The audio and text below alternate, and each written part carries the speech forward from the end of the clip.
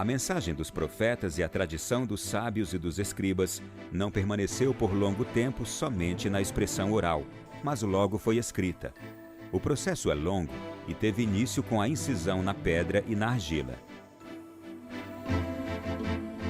A Bíblia é a palavra escrita que Deus, revelando-se na história humana, fez ressoar no tempo, através dos profetas, dos sábios, de Jesus e dos apóstolos. Os primeiros livros da Bíblia compõem um conjunto que os hebreus consideram central para a experiência religiosa, a Torá. A Bíblia é um mundo sem confim, também para a pesquisa, história e lei, ciência e oração. As mais extraordinárias descobertas da história da arqueologia, os mais antigos manuscritos, revelam um grande mistério. Deus fala e faz aliança com o seu povo.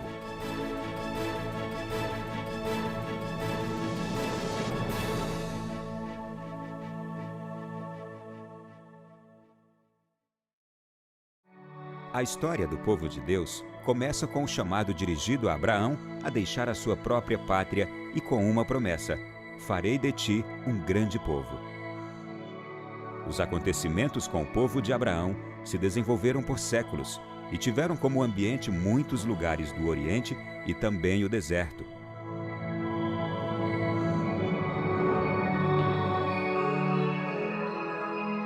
No Monte Sinai, Deus se revelou a Moisés.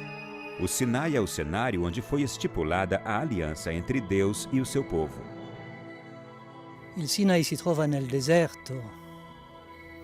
E Dio O parla Sinai se encontra no deserto e Deus fala no deserto.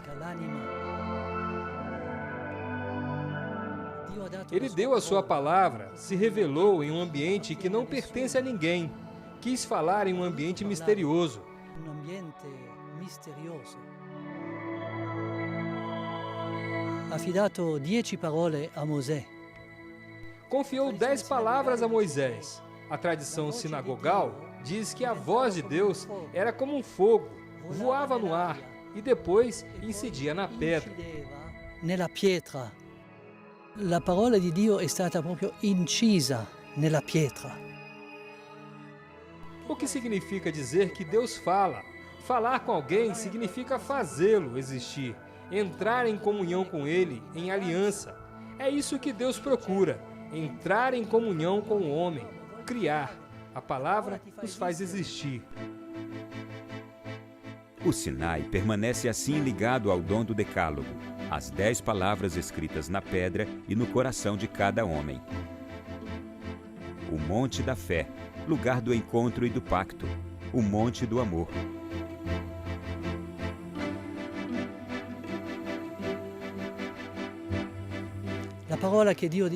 A palavra de Deus, Shema Israel, escuta Israel, quer dizer, faz silêncio, escuta a voz do deserto. Ali, Deus fala.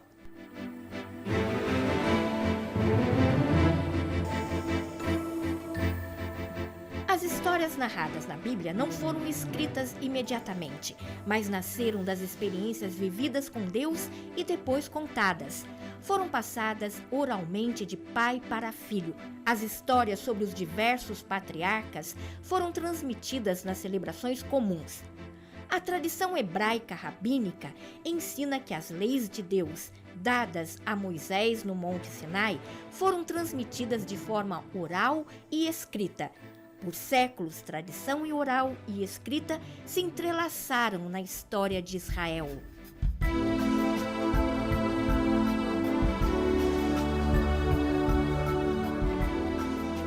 Testi biblici, cioè i cicli narrativi presenti nel testo biblico, nel testo scritto. Sabemos que os ciclos narrativos presentes no texto bíblico escrito primeiro passaram por uma fase de transmissão oral. Isso é perceptível. Podemos estar certos de que existem recursos literários que facilitam a memorização e que pertencem ainda hoje à tradição judaica. Existem muitos judeus que conhecem os textos na memória e existem crianças que, desde muito pequenas, aprenderam tudo sobre o saltério na memória. Por isso, esta fase oral da transmissão da Bíblia foi mantida mesmo com os textos escritos que se conservam. Si conserva.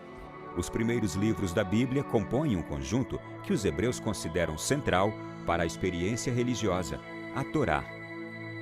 Na Bíblia cristã, estes 5 livros compõem o Pentateuco, os 5 rolos, a Gênesis, o Êxodo, o Levítico, os Números, o Deuteronômio. A segunda grande unidade é apresentada com o nome de livros históricos, porque contam a história que vai desde a conquista da Terra Prometida até os limiares do Novo Testamento. Cobre um arco de tempo de aproximadamente 12 séculos. No terceiro bloco, encontramos a reflexão sapiencial da tradição de Israel em relação com a filosofia grega. A última grande unidade do Antigo Testamento é a dos livros proféticos. Imaginamos que um profeta seja qualcuno que diz qualcosa que riguarda... Imaginamos que um profeta seja alguém que prediz o futuro. Na realidade, o profeta, prophets, em grego, não é alguém que sabe as coisas antes ou que faz previsões, mas é alguém que fala em nome de alguém, que fala em nome de outro, neste caso, no nome de Deus. É alguém que é capaz de sintonizar-se com o atual sentimento de Deus, com a paixão de Deus na história. I profeti non hanno scritto dei libri. Os profetas não escreveram livros. A um certo momento sentiram a necessidade de recolher os oráculos, de transmitir por escrito. Isso aconteceu no 8º século, durante a crise assíria. Antes, os profetas se dirigiam, sobretudo, aos reis e aos reinantes, enquanto no 8º século, correndo o perigo de ser deportados, o povo se tornou destinatário do anúncio profético e sentiu a necessidade de conservar por escrito as palavras dos profetas. E tutto il popolo ha sentito il bisogno di conservare per iscritto le parole dei profeti. Deus, inspirador e autor dos livros do Antigo e Novo Testamento, sabiamente organizou para que o Novo estivesse escondido no Antigo e o Antigo se tornasse claro no Novo. Esta ideia do Novo Testamento escondido no Antigo foi colocada em destaque também nos profetas, começando por Isaías, que fala deste futuro descendente de Davi, já no primeiro livro e depois na parte central. E assim se chega ao Novo Testamento, guiados, presos pelas mãos destes últimos profetas. Por exemplo, por Miqueias, que previa o nascimento do Messias em Belém. Questi ultimi profeti.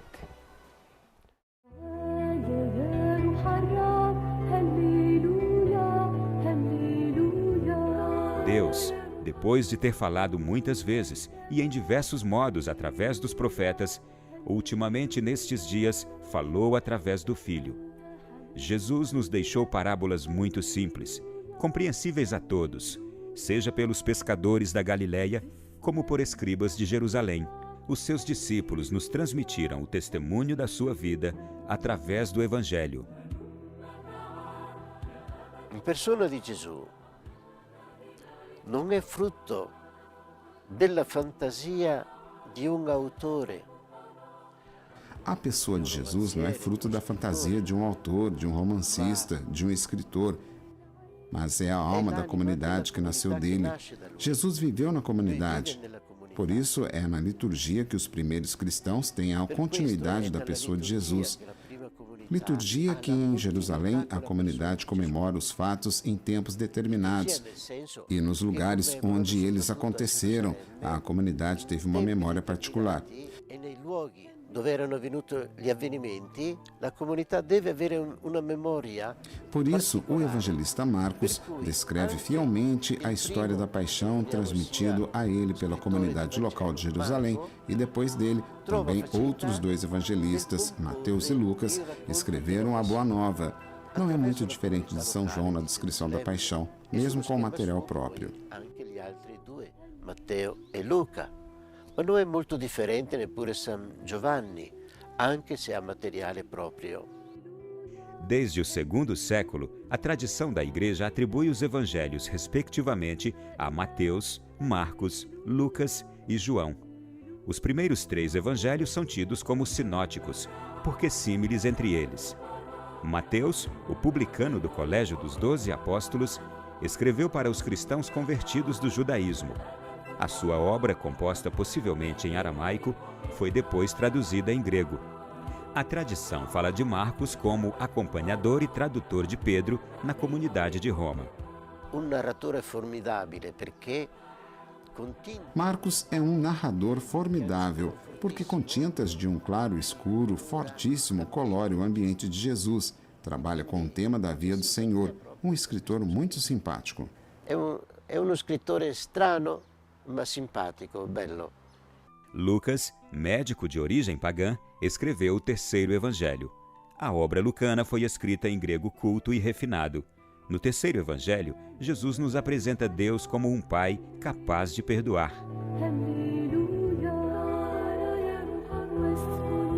A doutrina de Jesus ganhou forma nos outros livros do Novo Testamento, nas cartas de São Paulo, dos outros autores sagrados e no Apocalipse. Estes escritos contêm a reflexão dos primeiros cristãos sobre a vida e sobre a mensagem de Jesus. O apóstolo Paulo, com os seus escritos e principalmente com a vida, alarga os confins da igreja com todos os povos. Como disse João Paulo II, Cristo, através das imagens, conseguiu penetrar na mente e no coração dos apóstolos e do povo. Dos pequenos centros da Galiléia e da Judéia, as pessoas se aglomeravam para ouvir a sua mensagem. E Jesus usou uma maravilhosa forma de comunicação, de modo que se pudesse, além de escutar, ver. Falou do pastor que tinha perdido a sua ovelha, do semeador que tinha semeado a semente em diferentes terrenos, do filho pródigo que estava afastado de casa. E os ouvintes entendiam imediatamente que se tratava deles, ovelhas perdidas, sementes que deveriam frutificar, filhos procurados pelo amor do Pai.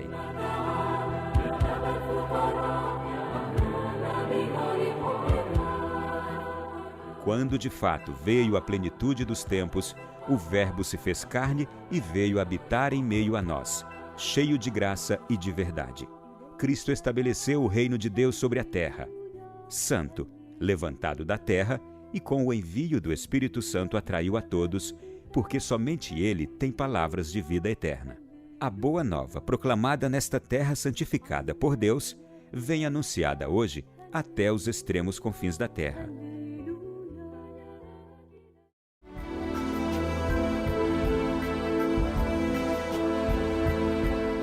A Bíblia é um mundo sem confim também para a pesquisa, história e lei, ciência e oração. Segundo o cânone católico, a Bíblia é composta por 73 livros, escritos em um arco de 15 séculos. A Bíblia, questo complesso di libri. A Bíblia, esta coleção de livros, tem dois autores. O autor divino, que é o próprio Deus, e o autor humano, que são os hagiógrafos. Deus, como autor divino, inspirou, assistiu à inteligência, à vontade, à faculdade executiva. Os escritores depois colocaram por escrito a palavra com o seu gênero literário. Com palavras e fatos, vêm, por assim dizer, cristalizados, assinados e constituem o que nós chamamos a Bíblia. Nello scritto e costituiscono quello che noi chiamiamo la Bibbia. Depois do retorno do exílio babilônico no IV século a.C., começa o longo processo de redação da obra que abraça a inteira história de Israel. As escrituras tiveram uma evolução através das mais antigas transmissões dos textos, feitos por copistas que permaneceram fiéis e que cuidaram dos textos. Do estudo de tantos manuscritos de várias épocas, podemos ver que existe uma fidelidade grandíssima e um zelo na transmissão do texto assim como ele é. Se pensamos que em milhares de manuscritos do Novo Testamento, as variantes que tocam o sentido do texto é possível ser contado nos dedos de uma mão. Isto é, o sentido do texto não vem nunca tocado. As variantes são algumas vezes em relação a uma simples palavra, uma forma verbal ou ainda a substituição de um determinado termo, mas nunca a substância do texto. Riguardano a volte una semplice parola, il modo come è scritto, una forma verbale, oppure la sostituzione di un determinato termine, ma mai la sostanza del testo. Como homem de fé, eu penso que sem dúvida tivemos a assistência da providência, que não permitiu que os textos da fé se perdessem. Contamos com o cuidado humano e o zelo das comunidades cristãs primitivas. Não existe mais nenhum texto original escrito pelas mãos dos evangelistas ou de São Paulo. Porém, é possível encontrar ainda hoje cópias muito próximas aos originais. Por exemplo, as reproduções que podem ser admiradas na Biblioteca Vaticana ou em Jerusalém, no Studium Biblicum Franciscano ou mesmo na Associação Bíblica em Jerusalém. I 70 ou la 70 ou versione dei 70. Quero dizer também que a tradução conhecida como 70 não é a única tradução grega. Os 70 a 70 ou versão dos 70, como se usa dizer com expressões equivalentes, é a tradução do Antigo Testamento feita antes de Cristo no segundo século. Depois temos as traduções em outras línguas como em latim, siríaco, copta, árabe. Uma das mais célebres depois das 70 é a conhecida como versão siríaca, isto é, comum. A outra tradução é a latina, a conhecida como Vetus Latina. A cosiddetta antica traduzione latina, o Vetus Latina, poi seguita da altre traduzioni. Uma cópia integral do Códice Vaticano foi doada ao Studium Biblicum Franciscano. O Códice Vaticano é um dos mais antigos manuscritos existentes da Bíblia, transcrito muito provavelmente no Egito em 350. Desde 1475, aparece no catálogo da Biblioteca Vaticana. É tida como a mais antiga cópia integral da Bíblia. O códice se apresenta em forma elegante e suntuoso. O Códice Sinaítico, chamado também Códice Alepo, é um manuscrito em grego, datado entre 330 e 350. Na biblioteca do Studium Biblicum podemos ver também a célebre Poliglota de Londres, traduzida entre 1653 e 1657. É chamada de Walton, nome do editor. A primeira edição da Bíblia toda foi a Poliglota Complutense, editada em 6 volumes entre 1514 e 1517. Por ocasião do Sínodo dos Bispos, em 2008, a biblioteca do Studium Biblicum Franciscano recebeu um facsímile do manuscrito de Bodmer. É um manuscrito antigo. Este é um manuscrito antigo, possivelmente do terceiro século. Como manuscrito, é um só, mas contém 2 evangelhos, o de Lucas e o de João. Portanto, o nome, segundo a coleção, é 14 e 15 Bodmer. 2 evangelhos que foram escritos em um só manuscrito, e este é o mais antigo testemunho material que os evangelhos, que são obras individuais. Neste caso, já vem considerado como uma coleção. Pertence aos mais antigos textos que reproduzem os textos de Lucas e de João. O texto foi encontrado em 1952 e publicado em 1961. A edição contém em uma das folhas o Evangelho de Lucas, que tem 11 capítulos, na qual se encontra o Pai Nosso em versão lucana e depois o prólogo do Evangelho de São João. La Vulgata nasce significa comune, Vulgata, cioè, o anche Volgata in italiano, cioè indica la versione comune. Temos a Vulgata, que indica a versão comum usada na Igreja Latina. São Jerônimo, que viveu em Belém do ano 380 até a sua morte em 420, trabalhou na tradução e revisão da Vulgata. E lì si mette a lavorare proprio alla versione. Vulgata, primeira tradução completa em língua latina da Bíblia, representa o esforço mais exigente enfrentado por São Jerônimo. Em 382, a pedido do Papa Dámaso, enfrentou a tarefa de rever a tradução dos evangelhos e, sucessivamente, em 390, passou ao Antigo Testamento em hebraico, concluindo a obra em mais ou menos 23 anos. A Betlemme, proprio accanto alla più famosa grotta della Natività, c'è una piccola grotta, meno conosciuta, che si chiama il Sepolcro di San Girolamo. Em Belém, ao lado da primeira e mais famosa gruta da Natividade de Jesus, está uma pequena gruta, conhecida como Sepulcro de São Jerônimo. Na realidade, o corpo do santo não está mais aqui, estamos diante do sepulcro vazio. O corpo foi transportado pelos cruzados a Roma como um troféu de guerra e não está mais no lugar onde foi colocado no início. Porém, o túmulo sempre foi uma memória especial para os cristãos pela importância de São Jerônimo. A tradução da Bíblia em latim é a mais famosa tradução, feita diretamente dos textos originais em hebraico e grego. Tradotta direttamente dai testi originali, dall'originale ebraico, quando ebraico, greco, quando greco.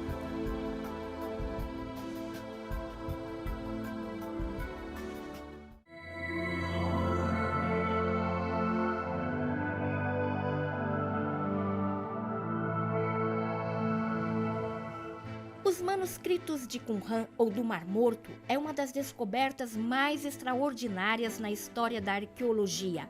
Na costa noroeste do Mar Morto, a 12 quilômetros ao sul de Jericó, se encontram ruínas que os árabes chamam de Khirbet Qumran, as ruínas de pedra. Foi nesta paisagem fascinante que, na primavera de 1947, um beduíno descobriu o que hoje é chamada de Gruta Número 1. Dentro, uma série de vasos contendo manuscritos envolvidos em linho. Começou desta forma uma das mais importantes descobertas arqueológicas do século XX. A importância de Qumran é sobretudo per ciò che è stato trovato qui. A importância de Qumran é especialmente por aquilo que foi encontrado aqui. Foram encontrados ruínas e restos arqueológicos de um grande complexo onde viveu a comunidade dos essênios. Ainda mais importantes são as grutas que foram encontradas nesta área. Nessas cavernas foram encontrados os restos de manuscritos muito significativos. Vemos aqui uma das grutas que são numeradas. Esta é a de número 4. As grutas são 11 e nelas foram encontrados manuscritos do primeiro e segundo século antes de Cristo até o ano 70. No ano 70, Qumran foi destruída e permaneceu sem nenhuma atividade humana. Nell'anno 70 Qumran è stato distrutto e allora qui tutta l'attività umana è cessata totalmente.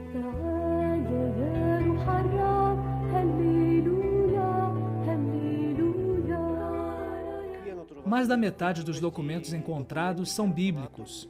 E o mais importante é o livro de Isaías, quase inteiramente preservado, faltando pouquíssimas palavras. Ele foi escrito em hebraico no 2º século a.C. e foi encontrado aqui. Depois encontraram os restos de quase todos os livros do Antigo Testamento, com exceção do livro de Esther. A característica climática de Qumran foi um fator muito importante para a conservação dos manuscritos. É muito seco, caldo e seco, c'è pouquíssima vegetação. Aqui o clima é muito seco e quente. Tem pouquíssima vegetação. A maior parte dos manuscritos são em pergaminho, no couro, que podia ser conservado melhor. A presença humana era pequena e não havia outras habitações. Por esse motivo, os manuscritos foram conservados. Non c'erano altre costruzioni, non c'erano abitazioni, anche per questo motivo i manoscritti sono stati conservati. Em Qumran é possível ver uma cópia do livro de Isaías, como também no Museu do Livro em Jerusalém. Na Cidade Santa, em 2008, foi colocado em exposição ao público o manuscrito original de Qumran, em melhor estado de conservação entre os 220 manuscritos encontrados nas grutas.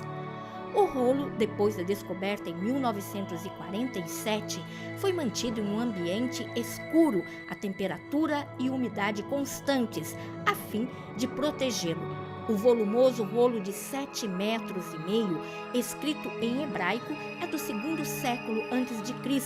e constitui o testemunho mais antigo do livro do Antigo Testamento, do profeta Isaías. O manuscrito conserva integralmente todos os 66 capítulos. Foi exposto pela primeira vez em 1967. mas foi retirado depois de 2 semanas por receio que ele se deteriorasse.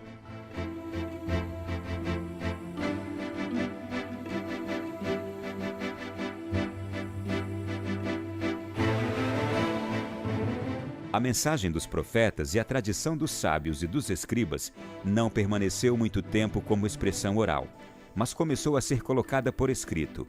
O processo é longo e teve início com a inscrição na pedra e na argila. C'è un piccolo oggetto che è una copia di un originale che è stato trovato. Esta é uma cópia do original em prata, encontrada aqui em Jerusalém. E consta como a mais antiga parte da Bíblia escrita que se conserva até hoje. O minúsculo fragmento em prata é do 8º século a.C. e nele está escrita a famosa bênção sacerdotal do livro dos Números. Il Signore ti benedica e ti custodisca, il Signore faccia risplendere su di te il suo volto e ti dia pace.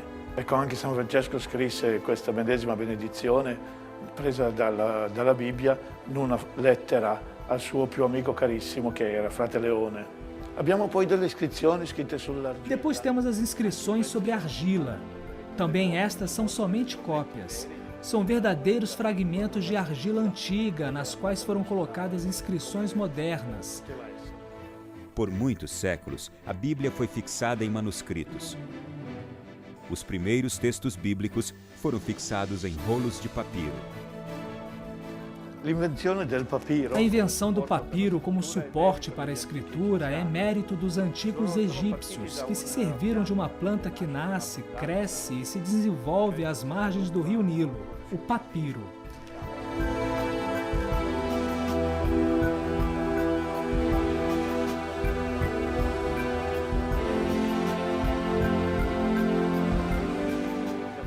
Da mesma planta eram tiradas as fibras vegetais que, coladas uma à outra, depois de um adequado tratamento, formavam uma folha sobre a qual se podia escrever.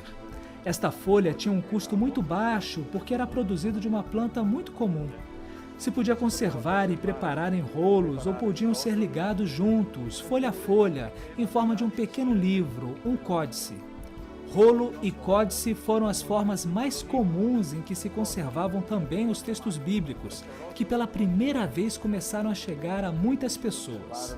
Anche i testi biblici scritti per la prima volta in una maniera diffusa che potevano andare in mano a tante persone. La pergamena fu il passo successivo. Il nome pergamena deriva dalla città di Pergamo. O pergaminho foi o passo sucessivo. O nome Pergamena deriva da cidade de Pérgamo, que não se encontra no Egito, mas na Ásia Menor, na atual Turquia, que naquele tempo era de cultura grega. Foram os gregos de Pérgamo que desenvolveram o uso da pergamena. A pergamena é feita com a pele de um animal, de uma ovelha, de cabra ou até mesmo de uma gazela. Tratada em maneira muito sutil e lixada, se tornava um ótimo suporte para a escritura. A pergamena era mais cara que o papiro, mas também muito mais duradoura. Por esse motivo, é muito mais fácil encontrar folhas melhor conservadas em pergaminho do que em papiro. É più facile trovare dei fogli meglio conservati in pergamena che non in papiro.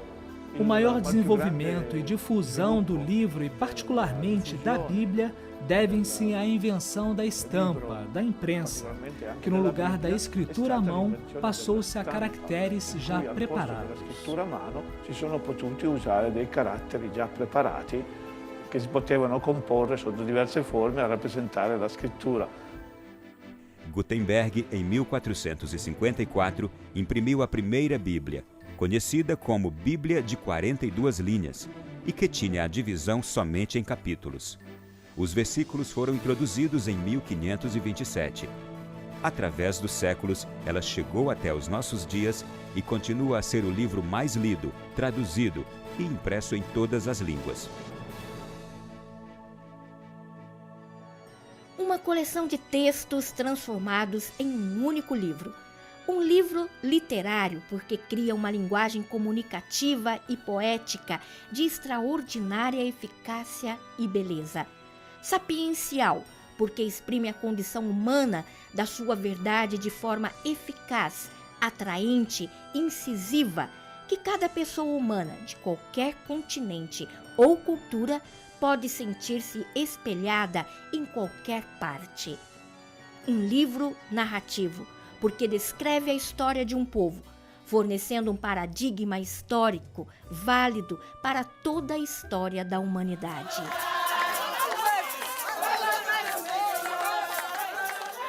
Esta palavra que foi anunciada, escrita na pedra, na argila, no papiro, sobre pergaminho e depois no papel, neste ano da fé proclamado por Bento XVI, atravessa todos os confins e os desafios dos tempos modernos. Hoje, pode ser lido em todas as línguas e com todos os meios de comunicação. Deus invisível, pela riqueza do seu amor, fala com os homens como a amigos e se entretém com eles para convidá-los e colocá-los em comunhão consigo.